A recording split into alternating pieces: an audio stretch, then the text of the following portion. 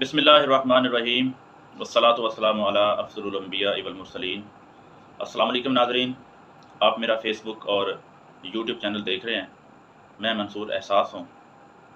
गुज़श्ता video में हमने ये बात की थी कि अदल क्या होता है, यानी जस्टिस क्या होता है, और उसकी हमारी सोसाइटी में, हमारी इनफरादी और इज्तिमाई ज़िंदगी में अहमियत कितनी है, अदल कायम करना क्यों ज़रूरी है, ये हमने बात की थी। आज हम उसी बात को आगे बढ़ाते हुए ये जानने की कोशिश करेंगे कि अदल कायम कैसे हो सकता है। वो कौन सी बुनियादी शराइत हैं या ड्राइविंग फोर्सेस हैं जो अदल को कायम करने में अपना की रोल प्ले करती हैं। अगर आप वाकई में चाहते हैं कि आप अपनी इनफरादी ज़िंदगी में, मुआशरती ज़िंदगी में, अपनी इज्तिमाई लाइफ में अदल के निज़ाम को कायम कर दें, यानी हकदार को उसका हक देने वाला बना दें और मुजरिम को उसकी पूरी की पूरी सज़ा उसके जुर्म के मुताबिक मिलनी शुरू हो जाए, तो उसके लिए क्या ज़रूरी है।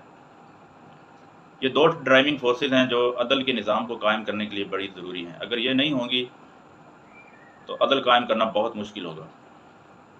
सबसे पहली ड्राइविंग फोर्स किसी भी निज़ाम में, किसी भी लाइफ में, लाइफ के किसी भी हिस्से में अदल को कायम करने के लिए सबसे पहले एक चीज़ ये होनी चाहिए कि खौफ खुदा होना चाहिए। अल्लाह ताला का डर हो, अल्लाह ताला का खौफ हो, उसकी नाराज़गी का डर हो, और फिर दूसरा फजल खुदा होना चाहिए। अल्लाह का करम जिन लोगों पर होता है ना, वही अदल कायम कर सकते हैं, वरना अदल कायम करना बहुत मुश्किल है। असल में अदल कायम करना ही पुल सरात है। बहुत मुश्किल काम है अदल को कायम करना इस सोसाइटी में। तो सबसे पहले अदल को कायम करने के लिए इंसान के ख्याल को आदिल होना चाहिए, यानी ख्याल आदिल होगा तो फिर अमल भी आदिल होगा, क्योंकि ख्याल से अमल फूटता है, अमल जन्म लेता है। तो ख्याल का आदिल होना सबसे पहले सबसे लाजिम है। और जो ख्याल का आदिल होने के लिए हमें ये सोचना है कि ख्याल कौन पैदा करता है। ख्याल अल्लाह ताला की ज़ात पैदा करती है। जिस तरह इंसान पैदा होते हैं ना, इसी तरह इंसान के जहन में ख्यालात भी पैदा होते हैं, और पैदा करने वाली ज़ात अल्लाह ताला की है। इंसान अच्छे भी पैदा हो रहे होते हैं और बुरे भी पैदा होते हैं, लेकिन बुरे इंसान जब अच्छों के साथ मिलते हैं, फिर उनकी प्रैक्टिस होती है, सोहबत मिलती है, एक शौरी सोहबत मिलती है, तो फिर बुरे से बुरा इंसान भी अच्छा हो जाता है। और इस ख्याल की पाकीज़गी होना बहुत लाजिम है, जो बुनियाद है हमारे अमल की, यानी नीयत का पाक होना बड़ा ज़रूरी है। हम इस बात का अहद और तहिया कर लें कि हमने अदल करना है, तो फिर हमारे लिए अमल में भी आसानी पैदा हो सकती है। एक तो ख्याल का आदिल होना ज़रूरी है, और उसके साथ साथ हमारी निगाह का आदिल होना बहुत ज़रूरी है, क्योंकि निगाह आदिल होगी तो निगाह देखेगी कि कहाँ कहाँ पे इस्तेहसाल हो रहा है, हकूक़ सलब हो रहे हैं, कहाँ कहाँ पे नाइंसाफ़ियाँ हो रही हैं। निगाह विजिलेंट रहती है ना, चौकन्ना रहती है।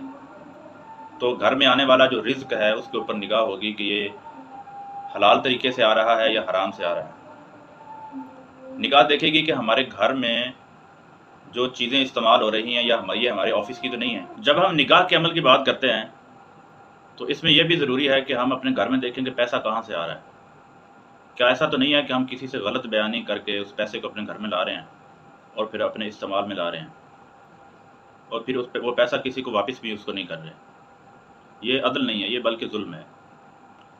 इसी तरह निगाह के अदल से मुराद ये है कि आप किसी बड़े ओहदे पे फायज़ हैं, आप इक़्तिदार आला पे मौजूद हैं, और आप देखें कि आप जो अपने बेटे को, अपने अज़ीज़ को जो मराआत दे रहे हैं, क्या ऐसा तो नहीं है कि आप किसी को महरूम करके वो मराआत अपने अज़ीज़ को, अपने बेटे को, अपने रिश्तेदार को दे रहे हैं। अगर ऐसा है तो फिर ये अदल नहीं है, ये नाइंसाफ़ी है और ये जुल्म है। यानी कि ख़ुद को आप नवाज रहे हो और दूसरों को आप महरूम कर रहे हो। आदिल निगाह देखेगी दूसरे की बेटी को वैसे देखेगी जैसे वो अपनी बेटी को देखता है, यानी कि दूसरों के साथ वो अदल करेगा। जैसा अपने लिए पसंद करता है वैसा दूसरों के लिए पसंद करेगा। हकूक़ के मामले में इंसान चाहता है ना कि उसको सही मेरिट में हकूक़ मिलें, उसका हक़ उसको मिले।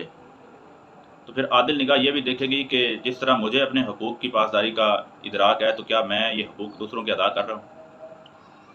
निगाह के पाक होने के साथ साथ इंसान को चाहिए कि उसकी ज़ुबान भी عادل ہو۔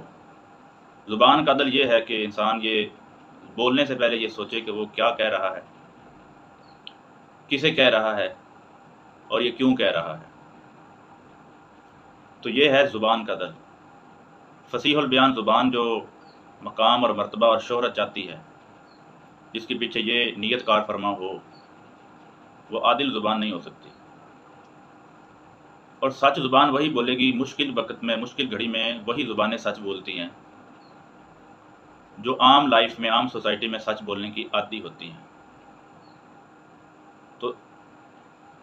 تو کیا ہے کہ زبان کا عدل بھی بڑا ضروری ہے کہ اس زبان کی وجہ سے ہم اپنی چرب زبانی کی وجہ سے، یا کچھ لوگ چرب زبانی کی وجہ سے، زیادہ بولنے کی وجہ سے اپنا مقدمہ صرف اس لیے جیت جاتے ہیں کہ ایک شریف النفس انسان جو اپنا موقف اپنی تیز زبان نہ ہونے کی وجہ سے بیان نہیں کر سکا، اور چرب زبان شخص جس کو پتہ ہے کہ وہ ناحق ہے، وہ حق پر نہیں ہے، دوسرے کا حق مارنے کی کوشش کر رہا ہے، اور اپنی تیز اور چرب زبانی کی وجہ سے قاضی کو اس بات پہ قائل کر لیتا ہے کہ وہ حق پر ہے زیادہ بولنے کی وجہ سے، تو ظاہری طور پر تو آپ نے اپنا مقدمہ جیت لیا ہے، لیکن یہ عدل نہیں ہے، یہ ناانصافی ہے، یہ ظلم ہے کہ آپ سب کچھ جانتے ہوئے اپنی چالاکی اور تیزی کی وجہ سے دوسروں کا حق غصب کر رہے ہیں۔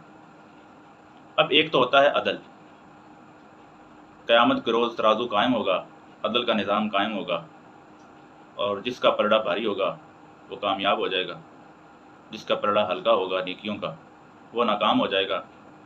اور دنیا میں جس کو حق نہیں ملا، جس کو عدل اور انصاف نہیں ملا، یہ عدل کا نظام، عدل کا یہ میزان روز قیامت بھی قائم ہونے والا ہے۔ جس کو اس دنیا میں حق نہیں ملا، عدل نہیں ملا، انصاف نہیں ملا، اس کو اس بات کی امید اور یقین رکھنا چاہیے کہ قیامت میں آپ کو اس سے بہترین اجر ملنے والا ہے، بہترین اجر ملنے والا ہے۔ اور دنیا میں ظلم کر کے عیاشیاں کرنے والے قیامت کے دن اس دن کو ترس رہے ہوں گے، اور پھر اللہ سے صدا کریں گے کہ یا اللہ ہمیں دنیا میں واپس بھیج، ہم انصاف کا نظام قائم کریں گے، لوگوں کو ان کے حقوق دیں گے۔ کچھ لوگ تو یہ کہہ رہے ہوں گے کہ کاش آج میں مٹی ہوتا، مجھے انسان ہی نہ بنایا جاتا۔ کچھ لوگ کہیں گے کہ ہمیں موت ہی آ جائے، لیکن اس دن ان کی کچھ بھی نہیں سنی جائے گی، کیونکہ اس دنیا میں رہتے ہوئے انہوں نے مظلوموں کی اتنی سزائیں بلند ہوتی تھیں، کیونکہ دنیا میں رہتے ہوئے مظلوموں کی اتنی سزائیں بلند ہوتی تھیں، وہ کان ہی نہیں دھرتے تھے۔ اب عدل کے ساتھ ساتھ ایک فضل بھی ہوتا ہے، کیونکہ اللہ تعالیٰ نے بھی فرمایا ہے کہ میری رحمت میرے غضب پہ حاوی ہے۔ تو اللہ رحمت کا معاملہ فرمانے والے ہیں، وہ الگ بات ہے۔ عدل سے بڑھ کر ایک فضل ہوتا ہے، اور وہ فضل کیا ہے اگلی ویڈیو میں اس پہ بات کریں گے کہ عدل سے بھی ایک بڑا مقام ہے جس کو فضل کہا گیا ہے، یعنی معاف کرنا۔ انشاءاللہ اگلی ویڈیو میں پھر ملتے ہیں منصور احساس کو اسی پیغام کے ساتھ کہ آپ جہاں رہیں خوش رہیں، شاد رہیں، آباد رہیں، اپنا بھی خیال رکھیں، اور اس چینل کا بھی دوسروں تک اس بات کو لازمی پہنچائیں۔ منصور احساس کو اجازت دیجیے، اللہ نگہبان۔